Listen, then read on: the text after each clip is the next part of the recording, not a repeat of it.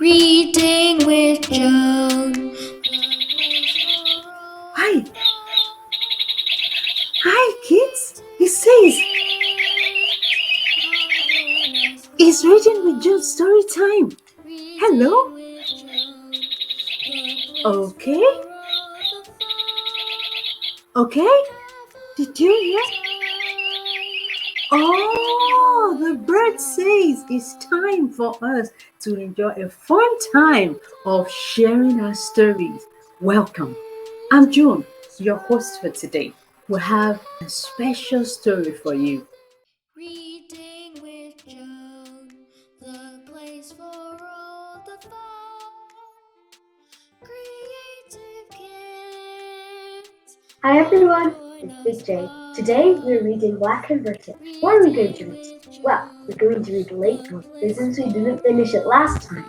We're going to be continuing from where Little J started. Let's get reading. The slave traders and those who made their living selling the tropical goods that the enslaved people produced made a huge amount of money. Their wealth transformed cities like Bristol, Liverpool, and Glasgow. To most people in Britain, it seemed that slavery was so important to the economy of Britain that it could never be brought to an end. The country was also addicted to the products the slaves produced, most important of which was sugar. At the time of the Tudors, sugar had been a luxury that only the very richest people could afford. Using enslaved people to grow on plantations like the West Indies made it much cheaper, and sugar became most of people's diet. By the early 19th century, only the very poorest people in Britain could not afford sugar. Lots of people also relied on slavery and the slave trade for jobs. They worked on slave ships for work making goods that were sent to Africa in exchange for enslaved people. Or they made the chains and shackles that were attached to slave people. Or they worked building the slave ships themselves. Other people worked processing the sugar that was brought back from the West Indies, or the tobacco and cotton that were also produced using slave labor. Money from slavery was everywhere, and the products produced by enslaved people were parts of the daily lives of millions of people. And some people criticized slavery. The slave owners justified it by claiming that Africans were inferior to white people. They said Africans were naturally savage, and slavery was the best way of controlling them and making them useful. Wow. Many of the racist ideas that still exist today, sadly, were invented by the slave owners and their supporters in the 18th century. Wow, so they think that we are savage. I'm not exactly savage, but many people accepted slavery because they knew very little about it. Although there were thousands of Black people living in Britain in the 18th century, the plantations of the West Indies were millions of miles away. Although there were thousands of Black people living in Britain in the 18th century, the plantations of the West Indies were thousands of miles away, and most people didn't know what conditions were like there or on the slave ships. The suffering of the Africans was hidden from view. In the 1770s, however, more and more people began to see. In the 1770s, however, more and more people began to see slavery as a national shame. They wanted to see the slave trade abolished, and then the slaves already in the colonies set free. These people created what was known as the abolitionist movement.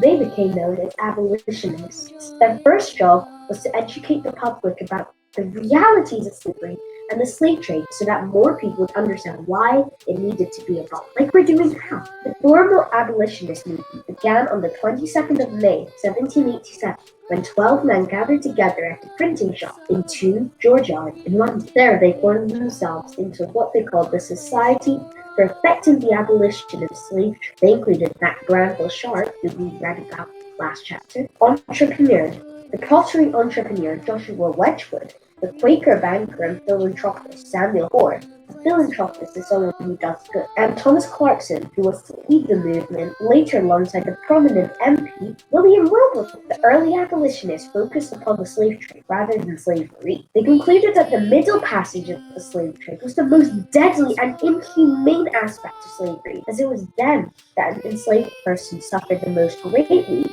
and faced the greatest risk of death. Many abolitionists also believed that if the slave trade were ended, the supply of slaves would be cut off, and the slave owners would understand that the enslaved people could not be replaced, and would decide to treat them better.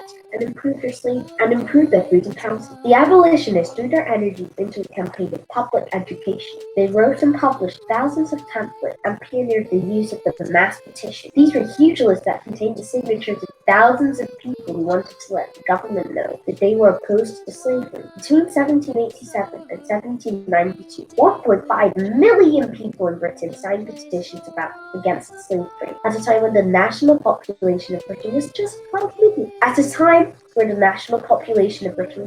12 million. Just 12 million. And guys, just so that you know about the context, the population of Britain in 2019 is 66.65 million. So it was really tiny then. Much of the work done organizing the abolitionist movement was done by women, who at the time did not have the right to vote in elections. Who knows when they actually got the right to vote? Guys, it was in 1918. Female abolitionists formed their own organizations and committees and threw themselves into the campaign. Women abolitionists play a major role in promoting another of the tactics used by the abolitionist movement: boycotting products used by the enslaved people.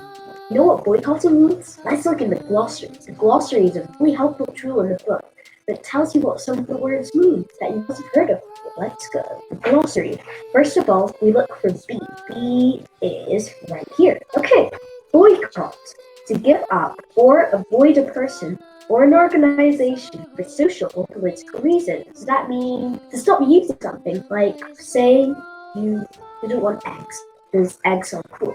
So you would boycott eggs and egg manufacturers. You wouldn't use any of their products. So even if someone who also who sold eggs also also sold milk, you would boycott the milk as well. That's what boycott. They urge people to refuse to buy or eat sugar that had been produced on plantations by the enslaved. Instead, they urge people to buy sugar produced in India by the people, or to use lemon to flavor their tea. Now, of course, lemon doesn't give the sweetening that you get, but it does give it more flavor. The most dramatic part of the abolitionist movement was the organization of huge public meetings. Thousands of them were held across the country. At these meetings, speakers came on stage and lectured the audience about the horrors of slavery. Sometimes the speeches went on for hours, and the best abolitionist speakers were celebrities, famous for the emotional power and passion of their speeches. At the end of the speeches, the abolitionists encouraged the audience to sign their petitions by anti-slavery pamphlets and books. Guys, this is very similar to the suffragette movement too. They were both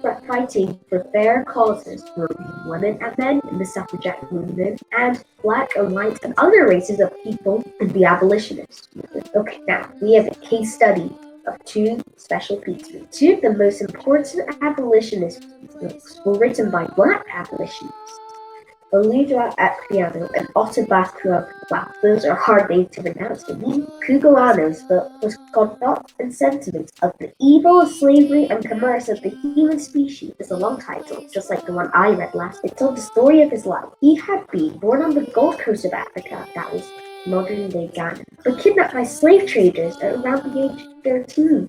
Wow. He was then enslaved on the island of Grenada and forced to work on sugar plantations until he was sold to a new owner who brought him to England. In 1773, after Lord Mansfield's decision had freed James on his head, Kugawano left his owner and was baptized in London. As a free man, he learned to read and write, and with the help of Olaudah Equiano, wrote his book, in which he described what he called the misery and cruelty of slavery.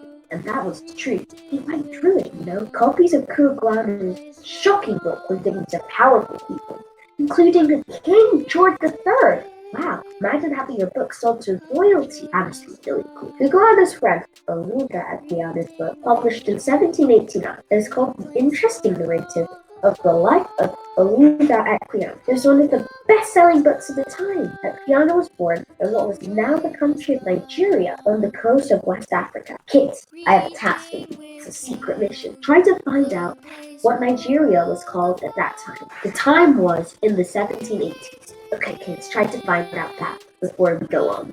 Okay, you found it out. Well done. Let's keep reading. But when he was a boy of just 11, that's my age, he was captured by African slave traders who sold him to Europeans. They took him on a slave ship to Barbados and then Virginia. Equiano was not fit to work on the plantations. Instead, he worked on board the ship. For 20 years, he worked as an enslaved sailor, traveling across the West Indies, North America, and Central America. Wow, that title's really right. Must be so interesting to travel on ship, but he was enslaved, which doesn't make it sound so exciting, I feel like. At that time, he was sold 3 times and owned by 3 different men. Wow. One of them decided to name him Gustavus Vasa after a famous Swedish king. By the 1780s, Epiano was a free man living in London. He had purchased his own freedom with money he had earned, trading goods between the different islands of the West Indies.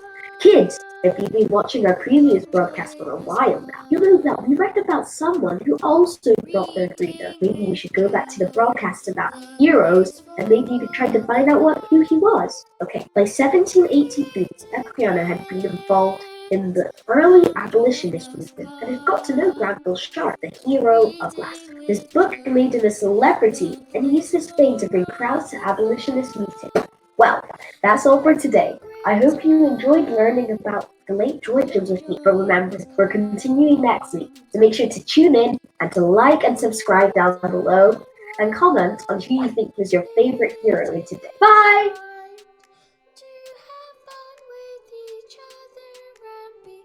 Hi kids, I'm back. Did you remember when we stopped the story last week? We were reading about Karua and Sylvia and the glittery stone, and the last thing we read, villagers were looking for her and they felt okay, she must have gone home, so they've gone back on their journey thinking she's probably still asleep. Let's find out when she woke up. And if you did not join us this week, you want to find out the beginning of the story, check our previous episode and please listen.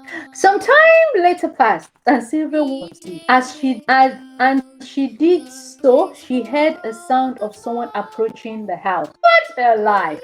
What a life! She heard the person mumble, "Whoever eats was stopped outside the kitchen." And when Sylvia peeped out window, she could see a strange little man carry a string of fish. She called out to him, "Hello, I'm lost. Can you tell me the way to get home?" But on seeing her, he remembered straight away the wish that the wonderful stone had granted him, and he knew that this woman was the wife he had wished for. "Oh, home!" he said. "But dear, you are home. You are the wife I've been waiting for." Was this man mad? Sylvia couldn't believe what his wife. She's called. "I have a husband and I already have a home, and I'm not staying here." Sylvia ran out of the house as fast as she could. Karua watched as she disappeared into the darkness and clocked. She wasn't worried at all that she wouldn't come back, as he was sure that his wish had come true. Sylvia ran and ran, and it was no good. She did not know where she was going, and all that she could see was darkness. She would have to go back to the little man's house until she could work out to get home. When she returned, Karua felt pleased with himself. He had finished cleaning his fish, prepared the supper for 2, and set the table and waited for Sylvia to join him. Sylvia could smell the wonderful aroma of tasty fish supper that Karua had made, and she felt very hungry, but she did not want to share the supper with a strange little man who wanted to claim her as his wife, so she refused to eat. Oh my kid. "No worries," Karuma said smugly. "When your belly grips, you will eat." "Never," said Silver. "I will never eat your food." The next day, when Karuma went fishing, Silver tried to see if she could find her way home. But every time she wandered out of the house, she ended up back to where she started. When Karuma returned, Silver refused to eat once more. And the day after, she did not eat same again. On the 3rd day, however, Sylvia could bear it no longer. She was very weak. Her belly was rumbling loud and very, very hungry. She needed to build up her strength so she could keep searching for a way out. So she joined Karuma on the table and she ate the fish supper. After that, each evening they ate together in silence, and this went on for weeks and more. But Karuma wanted more than just sitting at the table in silence with an unhappy woman. He wanted a family. So one evening, Karuma cooked a special fish broth for Sylvia. He cooked it. He blew kisses into the and chanted some words over the food. As you eat this delicious broth, we will forever bound together. Before this year and come and gone, you will bear me a son. Oh, interesting. Do you want to find out if the prayer came to pass? Hey, we are back. Now you will stay here me forever, said Karuma gravely, and Sylvia wept. She hoped above all hope that one day husband Amos would find her, for she loved him very much. But alas, as time went by, the spell that Karuma had cast over the food finally began to work, and long before Sylvia came to bear Karuma a son. Oh my. Back in the village, Sylvia's husband Amos had not given up on her, though a whole year had passed. There was no day that he didn't went that there was a day that went by without Amos trying to find his missing wife. Everyone in the village knew about Sylvia's disappearance, but nobody knew how to help. That is until one day a wise man who knew just about everything about anything came to find Amos and told him all that had happened. Your wife is living with a grumpy old man who goes by the name Karuma, said the wise old woman. They live together in a house above the lake. She has even borne him a child. If you want to get her back, this is what you must do. Go to the house in the daytime, and there you will find her alone, because Karuma spends all his day fishing. She will follow you, but before you take her away, you must know how to break the spell that Karuma had cast on her. If not, then Karuma will only follow you and take her back. Be sure to find a wonderful colorful stone that your wife threw down between the lake and the house. When you find it,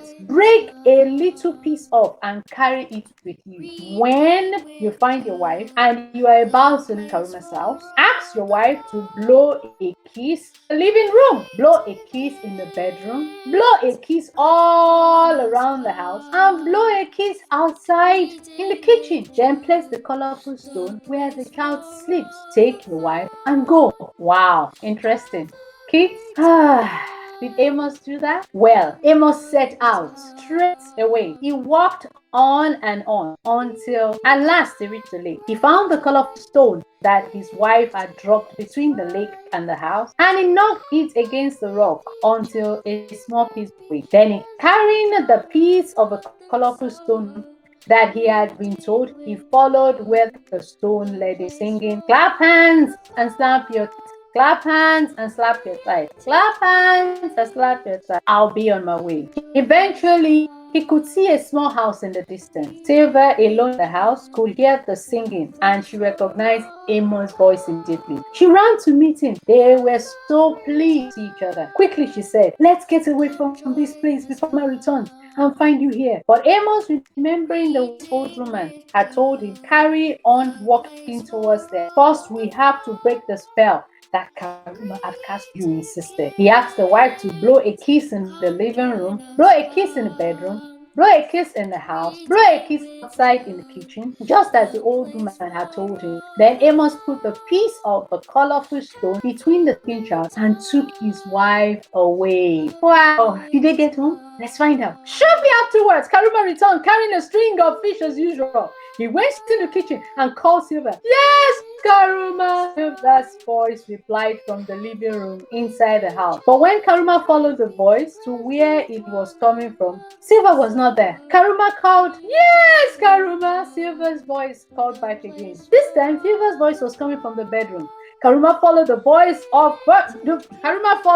sound of her voice. Karuma followed the sound of her voice to the bedroom. But when she got there, Sylvia was not there. Karuma called and went from one room to the next, but Sylvia was nowhere to be found anywhere. Finally, he called again, "Sylvia, wife, where are you?" And from outside in the kitchen, Sylvia's voice answered, "I am here, Karuma, come!" So he went out to the kitchen to find her, but Sylvia was not there. Karuma finally realized that he had been tricked. He was furious and he stamped his feet and made so much noise he woke up the baby. "Ah!" Karuma said, "At last I still have my son." Karuma followed the sound of the baby's voice to the baby's bed, but as he grew near to the baby child, Karuma could see once again that he has been free. Oh my. Glowing on the child's pillow stone was a piece of a colorful stone, and there where the child had been was a colorful bird. What a life! What a life! Karuma sobbed and the bird flew up to him, making the prettiest creeping sound Karuma had never heard before. I am Fishmaker, sang the bird. Let me stay with you. And from that day, Karuma had the company that he had longed for. And he never went fishing alone again. Did you like that story? I guess he actually got what he wanted. He wanted company and he got company. Children, I don't want us to want something desperate that we have to steal from others or take that which belong to others because it would not last. He stole somebody else's wife because he was desperate for company and he ended up losing the wife. So remember, a story always has a lesson, and the lessons from the story are always meant to be practiced. Today, don't desire more than you can swallow, or let me say better still, do not take that which does not belong to you. It belongs to someone and you have to respect that. I hope we enjoy the story, and I'll see you next time with another interesting story from Tales from the Caribbean. I'll see you next time. Bye.